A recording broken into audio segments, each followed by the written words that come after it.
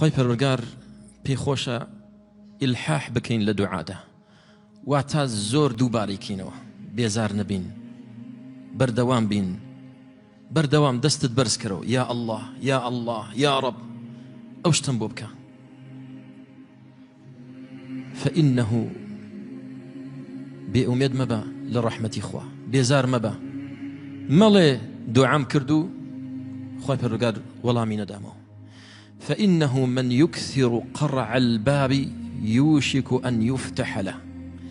هەر کەسێ زۆر لە دەرگا بدا ڕەنگە بۆی بکرێتەوە. ئێمە بەوە بێزار دەبین، سێ جار لە دەرگامان دەدەیت، لەوە زیاتر لێ مەدە. بەڵام ئەڵڵاه هەرچەند لە دەرگای خوا بدەیت ئەوەندە زیاتر پێخۆشە. دوعا دەکەم، زۆر دوعا دەکەم، خۆی پەروەردگار دوعاکەم قبول ناکات، وەڵامم ناداتەوە. پەلەمەکە و بێ ئومێد مەبە لە ڕەحمەتی خوا، ڕەنگە ئەو شتەی کە تۆ داوای دەکەیت خێری تێدا نەبێت، ئەو ئافرەتەی کە دەتەوێت بە نسیبت بێت خێری تێدا نەبێت، نەگونجاوە بۆ تۆ، کێشەی تێدایە.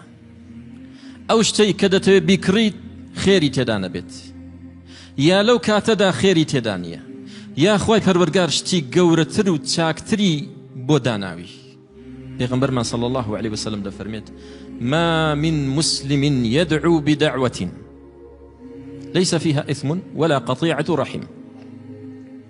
هر مسلمانك دعاء بكات أو دعاء مخالفي شرعي تێدا نەبێت، پێچەوانی شرعی تێدا نەبێت، بچرانی پەیوەندی خزمەتی تێدا نەبێت، ظلم نەبێت،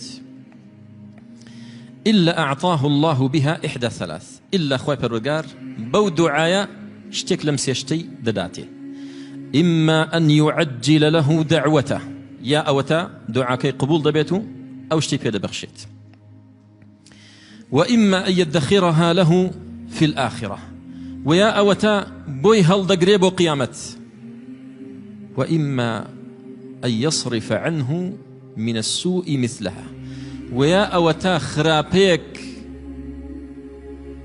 شتێکی لەسەر لا دەدات، لە تەنگانەیەک ڕزگاری دەکات.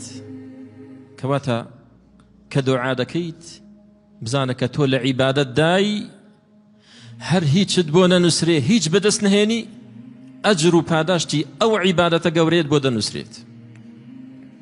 بەڕێزانم، قورئان پڕە لە دوعاکردن، بابەتی دوعا حانمان دەدات، فێرمان دەکات چۆن دوعا بکەین، چی بڵێین. دیقەتی قورئان بدەن. مەلایکەتی خوا دوعا دەکات، پێغەمبەران دوعا دەکەن، ئیمانداران دوعا دەکەن.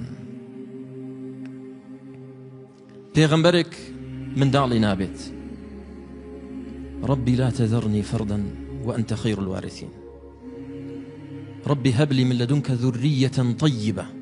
خۆی پەروەردگار وەڵامی دەداتەوە، پێی دەبەخشێت. پێغەمبەرێکی تر لە تنگانەیە: لا إله إلا أنت سبحانك إني كنت من الظالمين. خۆی پەروەردگار بە هەنایەوە دێت، ڕزگاری دەکات. پێغەمبەرێکی تر: ربي إني لما أنزلت إلي من خير فقير. خۆی پەروەردگار خێزانی پێ دەبەخشێت، کاسبیەکی پێ دەبەخشێت. پێغەمبەرێکی تر قەومەکەی ئەزێتی دەدەن، دوعا دەکات، خۆی پەروەردگار نەسڕەتی دەدات، سەری دەخات. إيمان پڕە لە دوعای ئیمانداران: والذين يقولون ربنا هب لنا من أزواجنا وذرياتنا قرة أعين واجعلنا للمتقين إماما، ربنا آتنا في الدنيا حسنة وفي الآخرة حسنة وقنا عذاب النار. قرآن پڕە لە دوعا کردن. بەڵام کێشە ئەوەی ئێمە کە زۆر جار قورئان دەخوێنینەوە، ختمی دەکەین، بەس بۆ ئەجر بیر لە مانەکەی ناکەینەوە.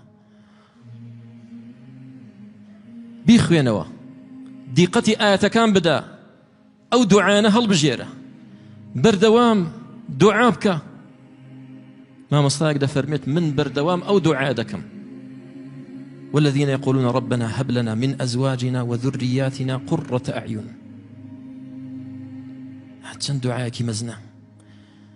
کۆمەڵە دوعا لە قورئان فێر بە هەڵی بژێرە لەبەری بکە بەردەوام دوعا بکە لە خوا پاڕێوە